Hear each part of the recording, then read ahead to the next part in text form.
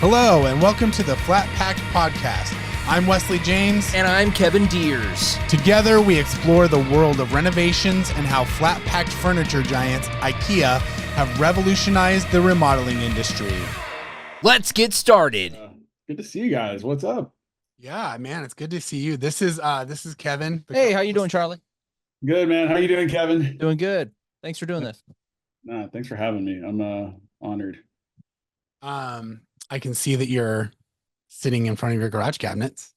I am. And I cannot spin the camera around and show you how messy it is in here right now, but it's a well-loved and well-utilized garage. And yeah, the one thing you might notice is the only thing I changed from the original plan is I built this square little table that matched the kind of desk space we put in so that I could turn and sit in cabinets and sort of look out towards that window. Sure. After doing it the other way, I realized like all my bikes and stuff were in the back, but yeah, I mean, that's kind of cool too. We love it. Yeah. Man, it's so good to see you, Charlie. Yeah. I'm loving the podcast. It's fun. Oh, thanks. Yeah. You know, I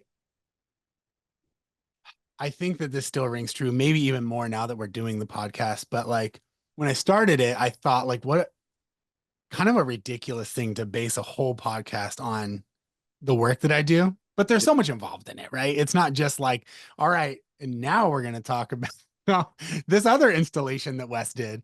There is so much to talk about with it, but the amount of interest that I've gotten from other people that want to be on it and kind of give their side of the story or talk about what they do has been really cool. It's really neat. Dude, I just saw this thing from Gary Vaynerchuk. I don't know if you know him. He's like a super marketing guy, very popular. And he's like, oh, I do my podcast. He's like, I don't even do my podcast for the long form stuff. I take all the clips, market it, bubble. And he's like, it's so powerful and valuable. He's like, I almost don't even care if anybody listens to the long form one. And I was like, I don't know. And a long time ago, you told me about the idea of sort of Ask Wes. And I don't know if this is exactly that, but it's like, I've been like, you have such a good voice. I think, thank you. It's resonating. And it's definitely different than Ask Wes. And I still do those for my, direct clients as well. And I do with that. It's kind of like a two-for thing. I do it's like a paid consultation as well as, once a month or so, I kind of just have a free for all on Instagram where like anybody can ask me anything they want about the IKEA world that we're in. And I give answers to the best of my ability. But ultimately I'm a Leo and I love hearing myself talk. So I force things into the universe that are like, all right, everyone's going to listen to me. Well, it sounds like Kevin's an enabler there on that mission. And yep, exactly. And me, I've always look at me. I love the way his personality and tone comes across in his like Instagram. And I'm like, that's so marketable. And not that you're there to market, but just tells who you are. And anyway, we can talk about it later. I'm sure we gotta I don't know. Is my audio okay? First of all? Oh, yeah, sounds great. Sounds great. Kevin is actually, he's a heavy hitter in the Seattle radio world, if you didn't know that. I heard that. I was listening to, I think on your first podcast, you did an intro, sort of the story. Yeah. You do. Actually, Kevin, what did you just announce today?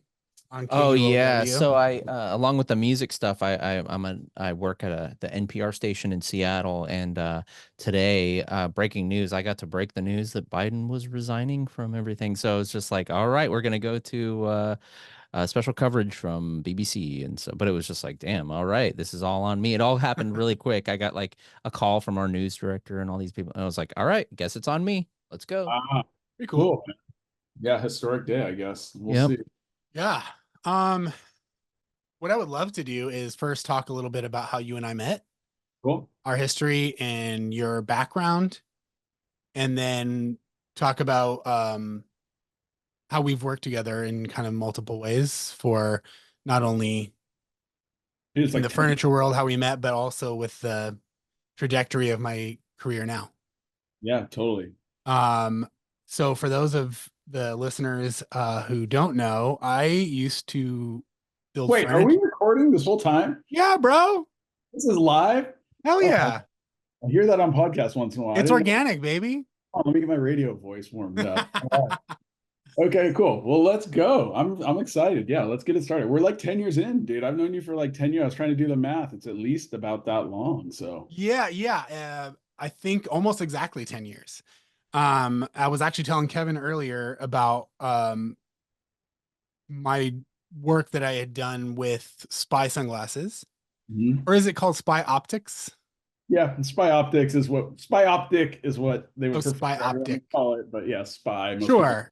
Um, and you know what's funny is we may have actually met during that time, but I think We did. I know. I wasn't sure if I had met you when I made some deliveries or if you had just emailed me. But either way, my work with Spy had led me to your home. And you trusted me to build some furniture for you. And now, years later, I can admit to you that I kind of didn't know what I was doing. I was kind of just like, okay, he wants this stuff. That's What we did, the credenza, a mantle, a side table. Oh man, we did so many things. So yeah, so let me tell the story the way I would tell it is our rad and awesome creative director, Tony Larson, brought you in at Spy to make some, I think some furniture, basically custom furniture, whatever you want to call it, for a trade show, like the Split. He was like, this guy makes such cool stuff. And I don't think he knows what he's worth yet. And I still don't actually. Yeah, that's the other thing I would encourage you to do is don't ever discount yourself. And I called you for a project when I was in an apartment, and you came over, and I was like, I just want a headboard or something. You were like, yeah, okay. Like, and you started talking. You had such a good vision, and I was like, shit, this is cool, but I'm gonna like move out of this apartment in a year. I don't know if I need to make a custom headboard right now. I was like, let's. Thank you. I don't know if this is right yet, but something will be right in the future. Yeah. And then we bought this cute little house that we're in maybe 10 years ago. I have a small family, 3 girls. At the time, I only had one. My wife was like 8 months pregnant. And we had this blank canvas. It got flipped by flippers. It was all gray. And I was like, dude, we don't have room for much furniture. Like, we don't have much at all. But we need a couple things. It'd be great if they all sort of work together. And I called you. The first thing was a credenza. And this is great. If we've already past the utility of the only feature I asked for is like a credenza to hide stuff and a floating glass table so that underneath could be all the cable boxes. Yeah. Like we don't even have cable boxes anymore, but that thing's still there. And then we need a mantle. We want to hang like stockings. And I'm thinking, a mantle looks like some piece of wood.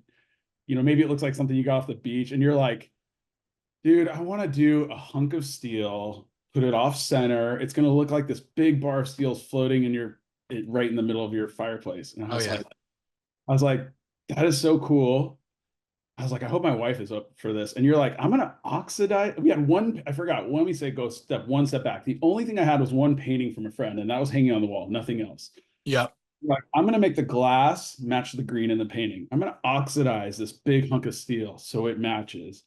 Then we put a couple floating shelves over here, a big hanging ball light that you actually custom made all out of cement. Oh, yeah. Yep. Those are all the key elements in our house still today. And what we get compliments every time people come to our house, they're like, oh, this place has like an aesthetic. It's got sort of like it all looks like it's meant to fit together. And like, yeah, we get compliments on that stuff to this day. And that was for sure 8 or 9 years ago that you made that stuff. So thank you. That's amazing. I'm so happy to hear that it's still in your house. Dude, whether you knew it or not, what you were doing, I don't believe you for a second when you say you don't know. You knew, and you had a good vision. And it was cool for us to be like, we know enough of this guy that we trust him. So we went with you on some of the choices, and it was great. That's awesome. Yeah. Do you still have that triangle? The triangle has come off the wall. We put a different picture there, but I still have it. Yeah. It was, we were doing those for a while. Those are awesome. I was trying to make that my signature piece. Yeah. And it's funny because it was pretty, I don't know if you've ever seen that. I used to make these. It was just a piece of art. It wasn't functional at all, really. Maybe you could use it as a shelf, but it was basically just a bunch of reclaimed pieces of wood that I would like paint different colors, distress with a hammer, and burn the whole thing, and then just hang it on a wall. I will say though, looking back, if I had to ever do it differently, and maybe it would still be on your wall now, maybe not, I don't know, but I would have made it thinner. Those Because things were, those things were burly. It felt like they if it fell off, you were under it, you were gonna break a femur or something. But it was yeah. it was so rad. It definitely lasted at least 5 years. We just, we actually have, what's funny is going back to like Tony Larson, who Yeah. introduced us. Like I had him, he's a painter, right? I had him make a custom painting for us at one point. But we have such a small house and we have these clear story elements. So there's like no wall space. So we can hang two pieces of art at a time. And so every once in a while we cycle it. But the best thing you made me, in my personal opinion, is you Okay. made a tiny little shelf for the end of my couch to set beer or cocktail or whatever, right now it's Yep. soda water, set on. And you showed up and you were like, I was like, this thing is insane. You're like, I can't tell you how long I spent on this. He's like, you're like, dude, I put metal studs in this that are recessed perfectly. There's however many layers of lacquer, and that was like actually probably the single thing we got the most compliments on. Until, I hate to tell you this too, at some point one of my kids like tried to stand on it like a bridge and broke it a few years ago. Ah, It made it about 7 years in a house full of three tiny kids. That's actually better than almost anything else in this house. that's amazing, honestly. Did it hurt the kid? Were they okay? They're fine. They It's found like that's actually a segue into he's bringing a lawsuit to me. Yeah, fair enough. I'd like to serve you. No, we've had, look, I have 3 young daughters. I have a 5-year-old, an 8-year-old, and an 11-year-old. And every towel rack, like little thing that holds toilet paper, everything has been ripped off and out of the wall at some point. At some point, they've seen, like, we have a kitchen where they've just climbed up on the poles like it was a ladder. Like, we actually have an IKEA kitchen that came with the house, and I'll ask you a question about that later. But yeah, like I guess the point is we've put a lot of miles on our house in about 10 years with those little kids, and all of Wes's stuff has really held up, except for maybe that one piece. Sorry. Yeah. I think, dude, not to say that this is related to work at all, but it's so crazy pointing out that we have known each other about 10 years and seeing your family grow is so cool, man. It's you. When I first met you, I think Viv was pregnant and you had a very, very small toddler. Yeah. When we met at the apartment, we might have had a tiny toddler. We might not have even the first time we met. By the time you came to this The house, second half, yeah. pregnant with the second kid. Yeah. And it's so crazy because, time just blows by in so many aspects. And it's like, in terms of how much you and I talk to each other, it's just kind of like, oh yeah, I talk to Charlie every once in a while. But then when you see your life on Instagram, it's like, oh my God, when did all of this happen? You and me both. Yeah.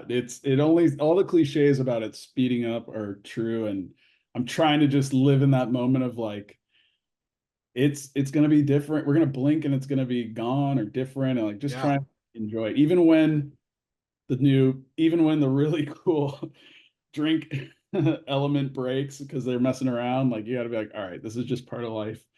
We're enjoying it. But yeah, for sure. Soaking it up as best we can. Can you talk a little bit about, I mean, our worlds are not necessarily interlinked as far as career goes, but I feel like over the years, you've had a lot of good, even just insight for me as someone who, like, I don't have a lot of background in business or management or anything like that. And so what I'm sure most people wouldn't know is that I've actually called you many times just to be like, hey, this is what's going on in my business and I don't know how to deal with it. Can you talk me off the ledge or whatever? Is I guess I would love to hear a little bit about how your background in career worlds of lifestyle companies or just anything, marketing or anything like that, how that has kind of either brought us together. Sure. Or, how our careers may play off of one another. Even though they're very, very different. Yeah, so that it starts with me. My career, I grew up at the beach. I'm in San Diego, surfer kid, and followed my passions into my career. Like I think you did as well. In Yeah. many, my passions were like being in the water, being on the mountain, working for brands that touch those things. And that leads me to a brand like Spy, where I spent 10 years. And Spy has a cool creative director who finds you, and that's how we meet, right? We kind of mentioned that already, but in my career, and especially the last 6 or 7 years, while I've been working for these brands, I've also been coaching young brands and startups. There's sort Okay. of a business accelerator program down here in San Diego that I'll mentor businesses for up to 20 weeks, just sort of helping them scale up or launch or wherever they're at. And I just feel like when we met, I really liked you personally. I loved the quality of the work you did. And then like following you on Instagram, I was like, the personality that's shown through, the dedication to your craft, Yeah. the caring a lot about getting it right. The vegan food. Yeah. Yeah. But like I just was a fan and was like, dude, go get it. Like go. Like I'm so stoked to see what you're building. I'm so proud to be a little like know you as I watch you build it. And I think those calls that we had earlier in the days were about we all struggle with, I think, a little self-doubt or what do you call it? Why am I blanking on the term? Imposter syndrome. Oh yeah. Like you said, there's times where I'm like, oh man, I'll present a price and my customers will just whittle me down. I'll just cave. And one of my most common coached points for startup businesses is like, you need to really push your comfort level with asking for price because a lot of people do that. They just go like, oh, I made it. Like, it's okay if I put in an extra 5 hours and don't really get paid for it. Like, it's going to be better that way. I want it to be good. And like, Sure. people discount the value of the work they do or the products they make a lot. So that was some of our early conversations. And I just had fun watching you evolve and develop. And I felt like when you were pushing, like you knew how to make stuff, obviously so creative. I feel like you were building confidence on the business side, and I spend my whole career just on the business side and negotiating deals. And I don't know that I know anything about sort of designing and building the things that you build, but like the business side, I'm like, don't be afraid to ask for more. Or like, Yeah. moments are cool. Or like, when are you going to start a podcast? Like, dude, just keep going. This is so awesome. And so, yeah, I just feel like I've been a cheerleader. So that's my take on how we've come to have a 10-year relationship. And I've been honored that you've even asked my opinion at those times, and just glad to see you continuing to kill it. Yeah. Well, I do. I mean, it's so funny, right? Because aside from just being friends with each other, I see you being as a cheerleader as well. And one of those things that is so awesome is that I don't think we've ever talked about this. So forgive me if I get a little sappy with you. But you know, there's been a lot of times in the past 5 years, Brave Element up here has been around for just about 5 years now.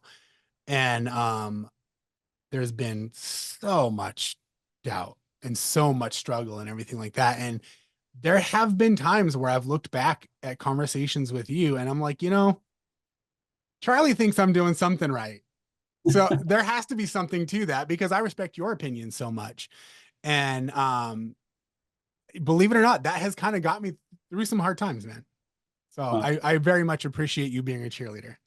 That means the world to me. I think we all need cheerleaders, and like probably especially even as like men, like it's hard. You don't, you're not always encouraged to be that sort of role in people's lives. And like I said, like it's not, and like you said, it's not even like we had a million touch points, but we have had, seems like every handful of months, couple times a year, we get on the phone together and like, yeah, I guess. And then when I say you're killing it from the outside looking in, it's not like I think everything's easy and just Sure. money flowing in and there's no stress, but I see a guy who, I mean, frankly, I think quit making custom furniture. I don't know how much you were doing, but when you made mine, you were like, I don't know if you did much more after that. And you're like, I'm going to go back and install IKEA. Yeah. And then you're like, oh, actually, they're moving me to, the Northwest. And then you're like, actually, I'm starting my own thing. And actually, I'm getting busy. And oh my God, I'm thinking about hiring somebody because I'm doing it all myself. Like, I'm sure there's so much pain along that journey, but from the outside looking in, I'm like, oh, look at this guy go.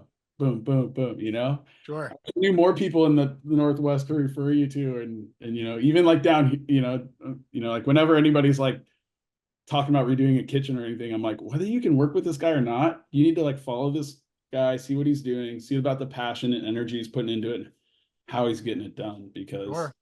Well, yeah. that did turn into a project for me with TK. I know. We It's love so it. awesome. By the way, his place is amazing. And the Dude, work there, it turned out so good. unbelievable. Yeah, their house is amazing. So that's a friend of ours who you did a whole kitchen and some closets and a big project with. And Yeah, and a bathroom. Yep. Um, so back in 2020, um, I was at least 1 year in to my business and COVID happened. And the way that my company was evolving was I was in a really big need for design work. And I decided rather than, well, I tried farming it out to other companies and it just wasn't working well. And so I decided, I'm going to start doing design on my own. And I think I did it for about a year. And dude, I am not a computer person. Like I get so frustrated sitting in front of a computer and just like, I know how all of the elements work in design and yada, yada, yada, but I'm just like, oh my God, I want to install cabinets, right? However, it was so cool. The timing lined up when you wanted to do your garage project. There's actually couple cool points with that. One, you allowed me to learn and practice design on your project. But also, I really love using IKEA kitchen cabinets for garage cabinets. mm-hmm. Can you agree that they're the perfect size and perfect everything for a garage? Well, I mean, can we, elaborate a little here? So, like, my house is 1,100 square feet, 3 bedroom, 2 bath. That means every bedroom is about the size of a king bed plus like 2 feet on either side. I got 3 daughters, me and my wife. Yeah. Like we're in here and there's not a lot of space. And when all of a sudden it's lockdown and you got to work from home, I'm on like the tiniest desk in my daughter's room. They're coming across the back while I'm having meetings to pull fairy dresses out and put them on and go play in the living room. And I'm like, to be honest, we almost got an Airstream. I'm like, I'm going to park an Airstream out front of our house. That'll be my office. We'll do something on the weekend. And my wife, who's 1,000 times, not just better looking than me by a lot, but smarter than me, she's like, we have this dusty, dirty garage. Like, let's convert it.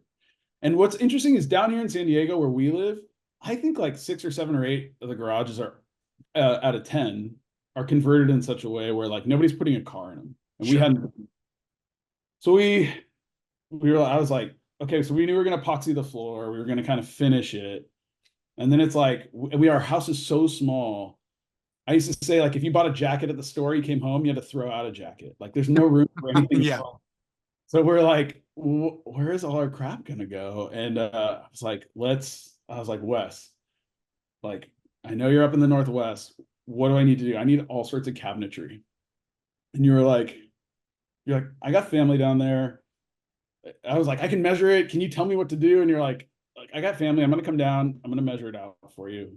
And that was cool because we got to hang. I'm going to go throw back to Tony came over, the guy I mentioned earlier. We all had a little hang and you measured and you spent your time in here. And then what's cool is I'm sitting around looking at it now is all we needed was as much storage as possible. And it seems relatively straightforward, but you put so much thought and great little details into the plan. And that's what we got back from you as a plan and a shopping list. Yeah.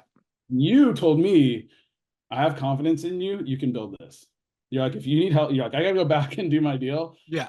Like, if you need help, I can talk to you over the phone. I could find somebody to help you, but I think you can do this. And I'm like, just handy enough to be dangerous. I could change like a lighting fixture, but it's a little sketchy. I could change a faucet, but I might get stuck. Like, and dude, I have so many learnings. And if I appreciated what you did before, having gone through the process of building out this garage and trying to install it myself, it like shot through the roof. So can I talk about that for a second? Yeah, please. So number one, so I listen to the podcast audio. I guess we're being recorded now, but like just in a small garage and imagine a bunch of cabinetry on both sides of the wall. But there's like a garage door in the way. So you knew to like recess some of the cabinets so they weren't too big to get in the way. I wanted to put some tools. You made like essentially mocked up like become a toolbox, but it just looks like more cabinetry, right? Yeah. Have a water heater, an inline water heater that we built a cabinet around and like cut out. So it actually, if you open it, it looks like really shallow shelves. And if you take the back off, there's a heater back there. Like we did all the cool custom details and all the stuff showed up. And I was like, I cleared out like a Saturday and maybe like the Sunday. I'm like, I'm just going to do this all. Like Saturday, a little bit Sunday, I'll be done. Yeah. I think it was Yeah. three Sundays from then when I'm still working on it. And I was like, oh my God, this is so much work. It is insane. It is like unbelievable. And like I can build a IKEA 3-drawer set. Like I'm very comfortable doing that. Like, but it was so much manual work. Yeah. Like heavy. And I was learning along the way. I've never hung a cabinet and stuff, but like you helped me a little. I did my research, brought in a friend or two who were a little more handy, and we got it done. And like my neighbor laughed, he called it the Garage Mahal because he just watched it go on for so freaking long. But when it was done, we had this we added I don't know, 400 or 500 square feet to our house, put a TV, the kids could watch TV in here, I could work in here, and it was like the best thing we ever did to our house. And like I said, now when I see the projects you do, and I know you and your team can rip through them way faster, but I'm like, I don't think people watching your Instagram would know how much work goes into those kitchens. It's funny, right? Like obviously we do mostly kitchens, but we do lots of other types of projects.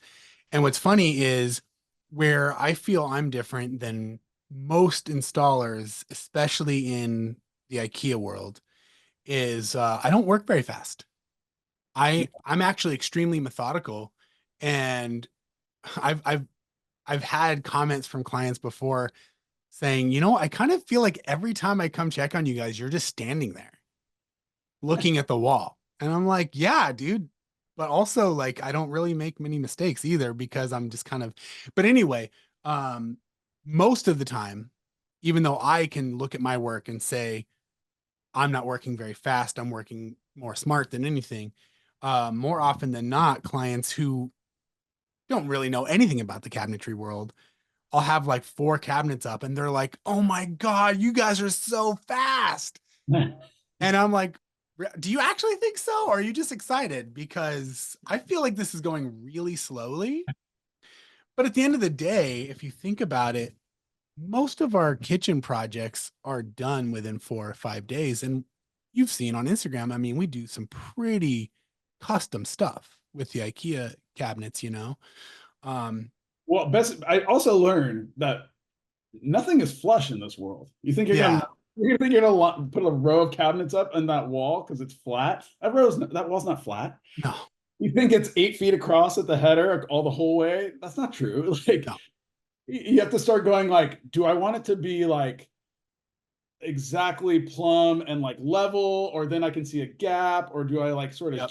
I realize how much nuance goes into what you do, and that's what I've learned. Because if you come in my garage, you'll see it's very functional. It looks great. We just did cheap fronts, cheap pulls.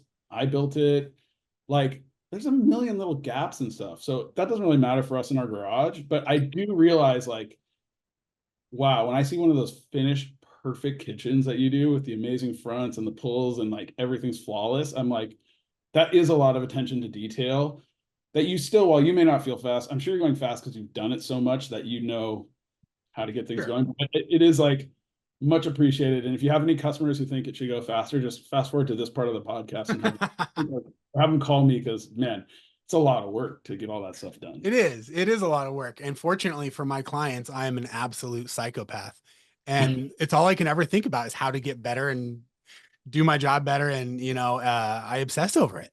And which is one of the reasons I love like when you show that level and you're like, you're goddamn right, I got that level. You know, you're like inch and a half like shift in the wall, but we made it flat. Like, you know, even like just the way I can, you know, you've put a post like cleaning up your tools, you know, Yeah. when you got to come back the next day and like making the house livable for the people with a couple kids running around who are like living through it. Like that's huge, you know. People, we've had a lot of other stuff done to this house, had to, just because it's an old house, and like, Sure. yeah, people don't take that care, you know, all the time. It's actually insane that people don't, right? Because not only are we being invited to people's homes, but like we're being paid to be there. Yeah. And it's weird, like by all means, God bless it when we do a job that someone's not living at the house. And you better believe I leave my tools out. You know, like if they're like, oh yeah, we're staying at an Airbnb, it's fine. I'm like, oh my God, thank you. But if they're living there and they're, you know, more often than not, either gonna be in there checking out their project while I'm gone, just out of excitement. Or, you know, I don't know, even if they have to walk through it to get to their bedroom, or if we're working in their bedroom, you know, it's insane to me to see how contractors typically leave a job site when someone's living there. And again, that's more of just like me obsessing over how to be the best all the time. Yeah, we'll keep obsessing. I think it's I'm sure it's not appreciated by everybody, but I'm sure it also does differentiate you. Which is actually Certainly. probably right, because people are going to do a kitchen once every 15 or 20 years. Like it's kind of interesting, right? You need that referral word of Yeah. mouth more than like, I guess you had a great podcast with somebody who you've done multiple projects with. If I'm forgetting your name, but like I'm sure you have customers that come back for multiple projects. But like, yeah, Certainly. like kind of like one big project per customer, I would imagine, more often than not. More often than not, yeah. But when you're dealing with people who have tons of money, they have multiple houses, and those are my favorite clients. Oh yeah, yeah. Um, as far as your garage goes, you know, can you speak a little bit about how, I mean, I guess you don't have like a ton to compare it with, but in my world, you know, we have a lot of different kinds of designs you can get, right? You mentioned how you felt like a lot of thought and effort went into the details of your design.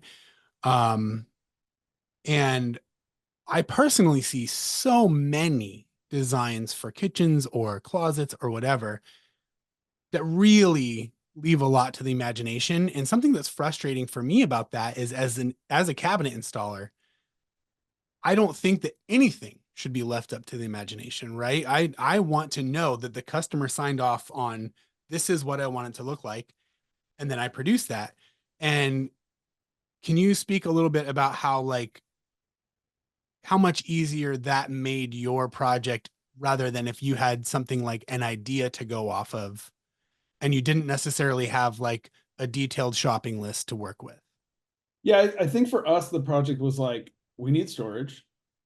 We know Wes knows his shit, so I can swear on this place. Yep.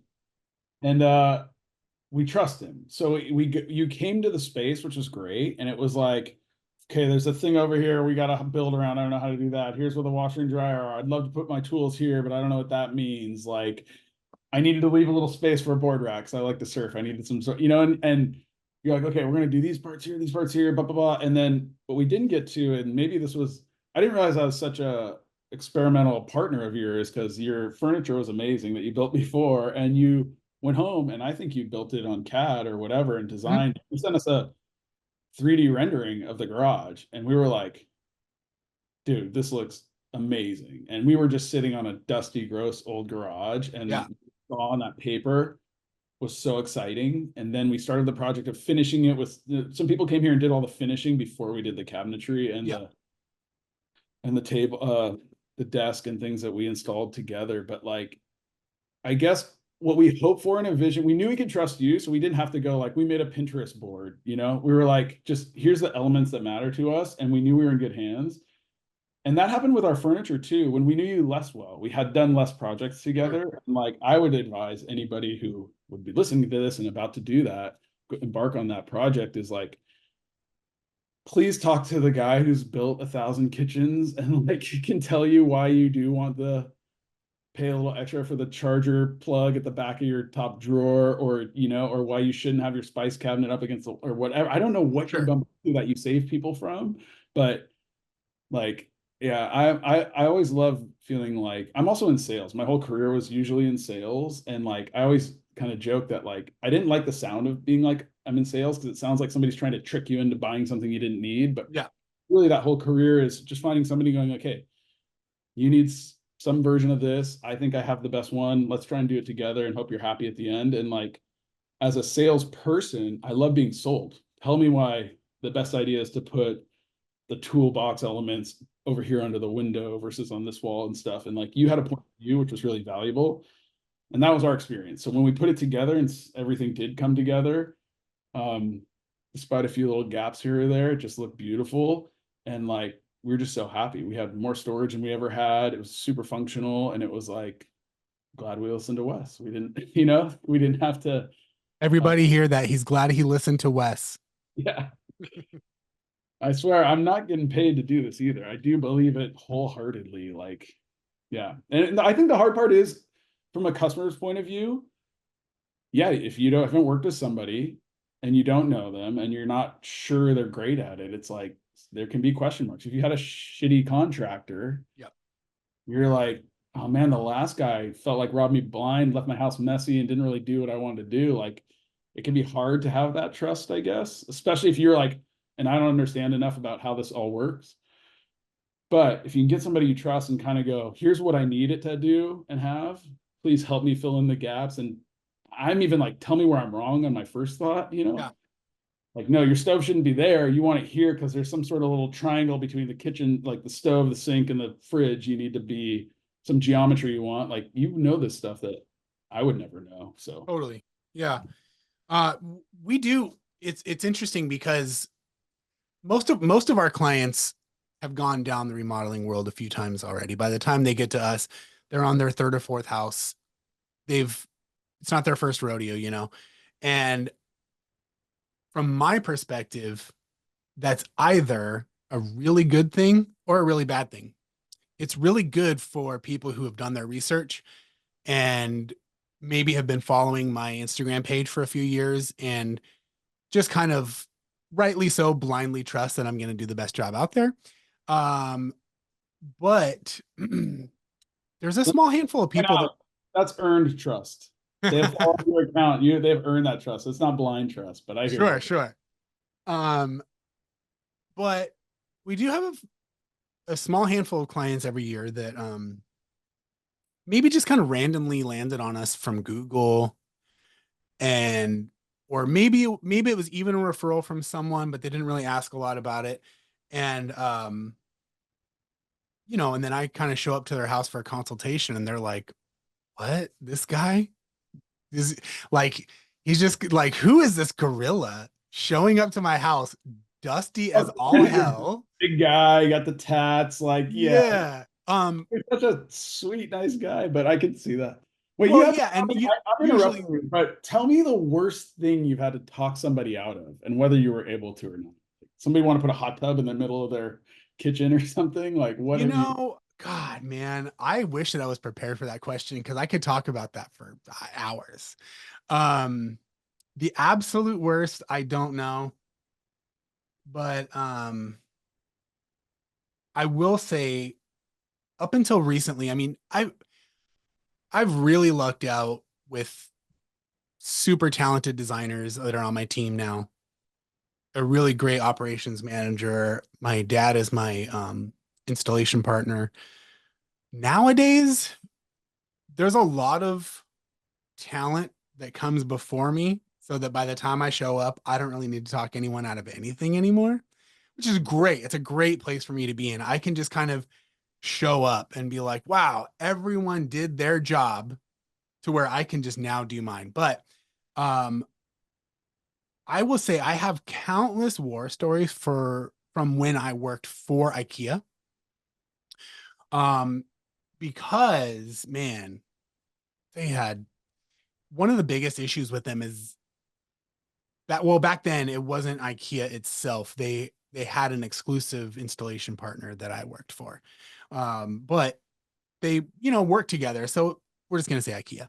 And they would allow people to design their own kitchens, buy all of their own materials, and then without any sort of like recon, they would just send an installation crew out and allow those people to hire us with no like guidance at all. Right. And so I would say more than anything, I wasn't really talking anyone out of doing something. I mean, I would talk them out of doing stupid things, but more often than not, I spent so much of my time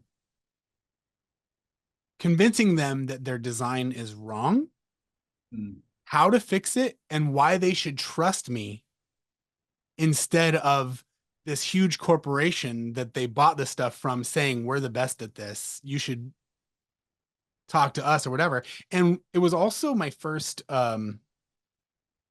really years long learning experience of how for some reason, it doesn't matter what kind of experience someone has.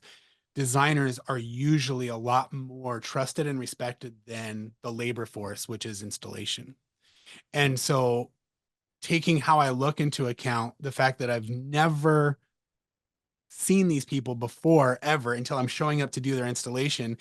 And I'm just kind of like, hey, guess what, you guys? That's wrong. That's wrong. That's wrong. You're missing this. And they're just like, I don't believe you. Yeah. That was a huge hurdle for me. And what's funny is what IKEA didn't realize is that they were training me on how to become their competition. Yeah. Because for me, creative problem solving is really where I thrive and I enjoy it. And I love pointing out how other people before me did things wrong and how I can fix it and being the hero and all of that.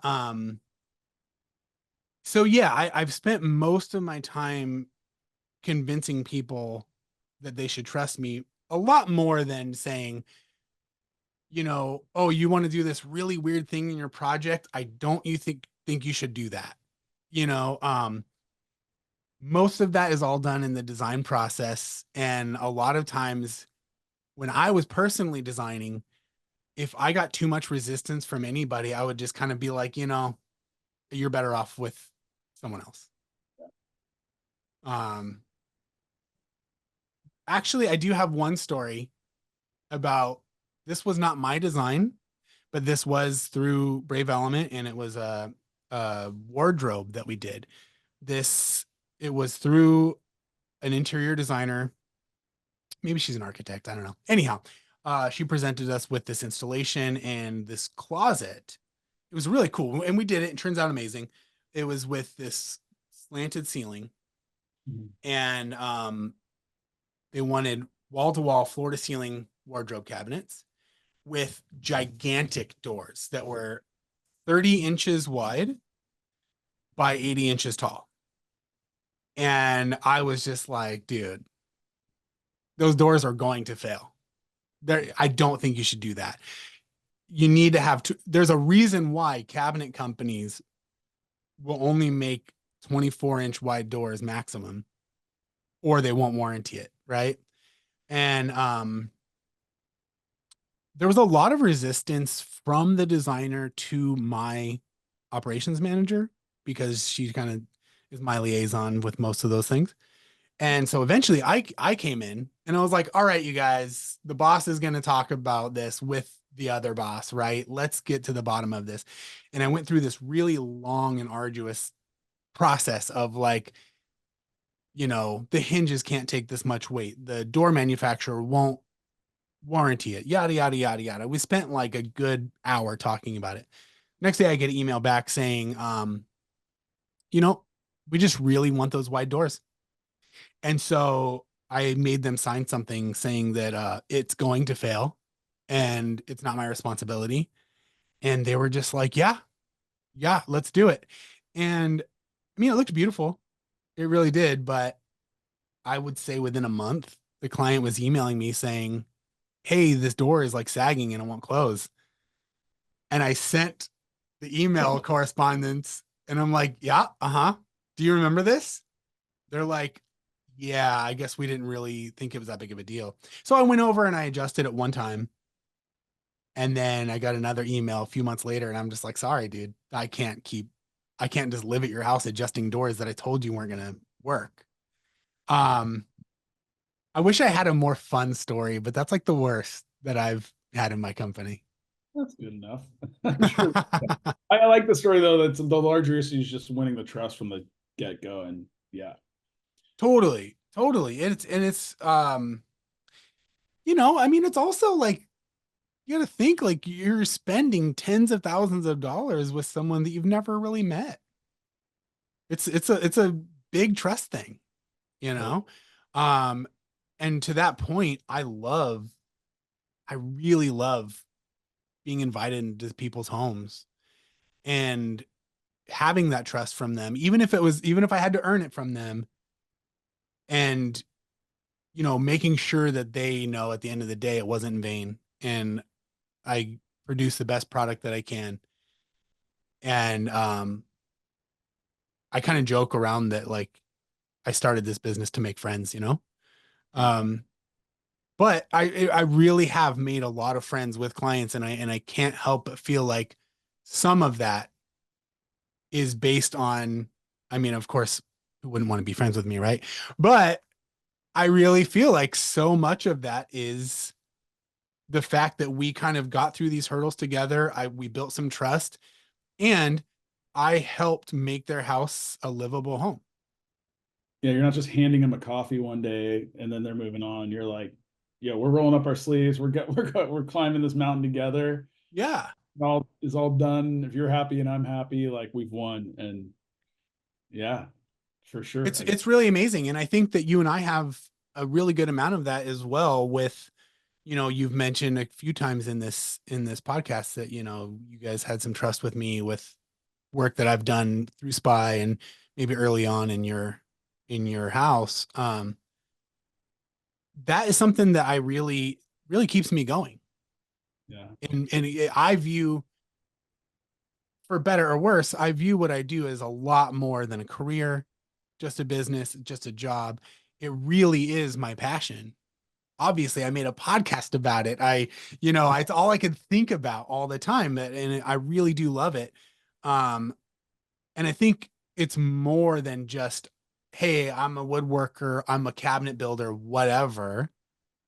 I think that there's the trust element, the human contact, the fact that I've made so many friends through this line of work. I love the idea that I could see you randomly at a coffee shop in San Diego and we'd hang out for a little bit and just hang out rather than, oh, hey, there's this dipshit that installed some cabinets for me and he didn't really care. And I've been living with this for 10 years and it's just kind of good enough. Well, let's put Kevin on the spot now because you have a new career as a podcaster. How's our guy doing over here on it? You're on about what, 6, 7 podcasts in? How's he doing, Kevin? He's doing really good. I mean, the thing is he brings on people that he already has like a strong relationship with, and he's I know the guy likes to talk, and he's obsessive about what he's into. So, he is, when we first came up with this idea, I said, okay, well, in my internal was just like, all right, is there enough, in this world to talk about? And just through the year of kind of creating this idea in the back end of creating this podcast idea, it's become very apparent that there's so much to talk about. And, even you two have you don't work in the same field as him, but you have so much in common as far as, being a client and modeler, and whatnot, but also just the fact that the work ethic and everything is so common. So I don't know. I think that he's anything that he puts his mind to and he puts his full all of himself into, he becomes very, very, very obsessive, I guess is a word you could say. So he becomes very, and he writes all of the notes for the podcast. He creates the names of them And I think that they're all based on like punk and hardcore bands and stuff. So that kind of seeps into his world in all ways. And yeah, I just think, it's a pleasure to work with him. And I think he's, getting to it really well. I think that we're always tweaking. But as far as a host, I think he's great. I think it's great. I think I don't live in the remodel world, in the kitchen world, and IKEA world, but I'm having fun listening. And I think that some of my favorite podcasts that I start where they are about worlds I like, surfing or I don't know, action sports or whatever. And like sort of when they've been around long enough, they run out of just talking about that stuff and just talk about their lives and stuff. So I think that it's so viable, and there's probably so much you could talk about. All right, I got another question. What if I just said, "Oh, he's trash"? I don't know. I'm just doing this for the money. Yeah. I wouldn't believe you, because I think it's been entertaining. But you touch on something else. Now I want to ask Wes this. Wes, you're like punk rock guy. A lot of your life played in bands. Well, apparently I got a little bit of the answer, but is there any element of your history in music and punk rock that has anything to do with what you do today at Brave Element? I would say almost 100%. Sick. Every single thing that I do, when I was younger, I mean, music was my entire life. That's all I wanted to do. And what's funny is looking back to seeing where I'm at now, working, my dad being on my team now, and I used to work for him and everything, I fought that for so many years. I just wanted to be a touring musician, right? And I always, as Kevin mentioned, anything that I put my mind to, I become obsessed. And I would say the only biggest two things, if not the only, that I've ever become obsessed with is wanting to be a touring musician and what I'm doing now. And I'm actually really surprised, not so much anymore, but I was surprised when I felt myself converting to what I want to do and what I fought for so many years. And I will say that the biggest component to both of those things is passion, right? And I was pretty heartbroken when I came to terms with the fact that I wasn't going to be a success in music. I had my own band. You picked a hard path. Punk is like, I know. Well, it's punk band. It's hard to be all that, and not like Blink-182 punk, like hard edged hardcore punk. You're not gonna get rich doing that. No, and I will say it taught me a lot, right? Took me to I don't know, 14 different countries, and there was a lot of stuff that I really look back at with really fond memories, but I think the things that transfer the most and why I still have such a love for it and why it shows through so much in every aspect of what I do now is it taught me so many lessons in how to persevere.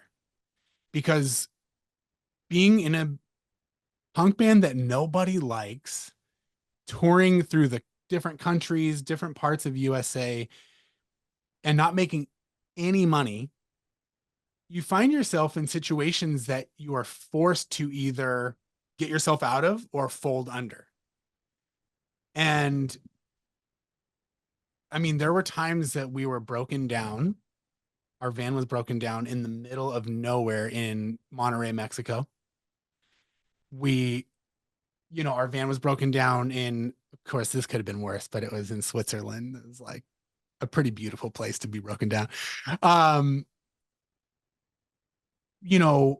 We one time in Central America got jumped by a bunch of guys and stole our money and guitars and everything. And you find yourself in these situations where you're like, holy shit, my life is falling apart because my life was music. And I was like, how do we even get through this? Right.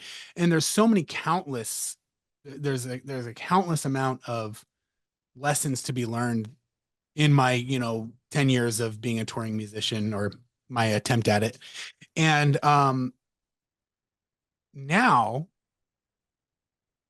those lessons have been ingrained in me. So when I'm faced with challenges, I really enjoy overcoming them, because no matter how difficult it seems, I know that there is an end result that makes everybody happy. And I learned that through punk music, which is a really, I don't know, like as a kid, I never would have thought that. As a kid, I always thought like, well, I want to be in a punk band because we talked about Mike Ness earlier. Like I idolized Mike Ness from Social Distortion, when I was young.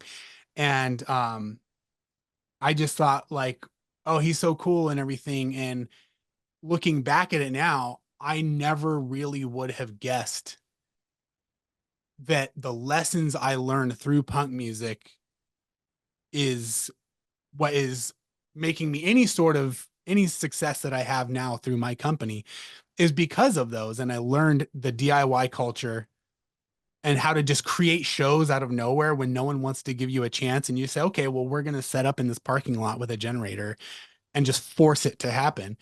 So much of that goes into what I'm doing now. That's a good answer, and not what I would expect, because I think, like, from the outside looking in, I grew up, my hometown, like Black Flag, Circle Jerks, Descendants, they all basically went to my high school, but Yep. Pennywise, a lot of other band, 98 Mute, Descendants, things like that. So, and I played like in like a little bit of music in college, and more like cover bands, just we were like drinking beer at throwing Sure.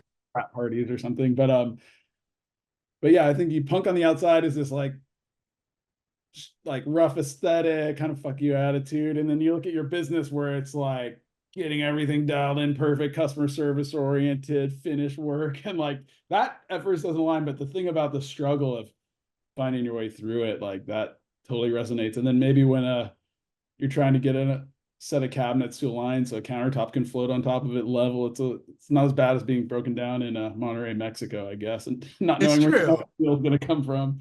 It's true, but another part that really resonates with everything that I do, and I think I probably should be going to therapy for this, but I will say that, one of the things I learned the most from punk music in my younger years was this idea that you should be like questioning authority, right? Mm. And interestingly enough, like I never actually wanted to start my own business. It was almost like this subconscious thing where I wasn't getting what I wanted from the company I worked for, who moved me up here. And eventually I was just like, okay, well, I'm not going to fight you anymore. I'm going to just do it on my own. And I'm going to show everyone that I'm better at it than anything they've ever done. And I think that so much of that is just my like attitude of like, oh, you don't think I can do this? All right, well, yes, I can. And guess what? I'm way better at it than you. Which I think is just at the end of the day, like the epitome of the punk attitude, right?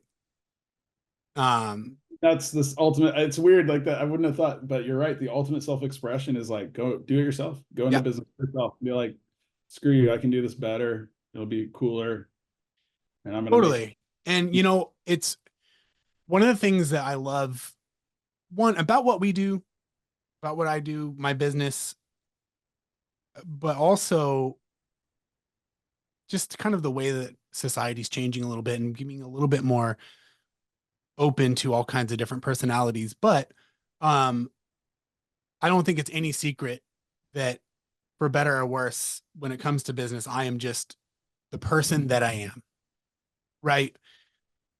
For so many years of being in the cabinetry world and construction, remodeling, and all these things, um, there's like this like uniform and script that everyone kind of follows when you're a contractor. You look a specific way, you drive a specific truck, and all of these things, and which I love a lot of those things. I love work boots, I love trucks and all these things, but you even down to how you speak to clients, right? And you kind of change who you are in that moment to either be a salesperson or be a customer service representative or whatever, right?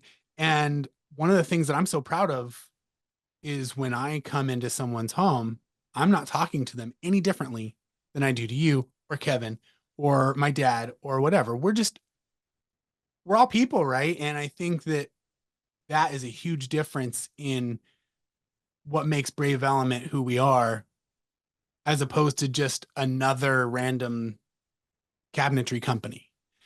And, that all goes back down to that same DIY attitude, the whole like, I'm just going to be myself and people are going to learn to love me. And so far it's been going pretty good. So we'll keep going, brother. Keep going.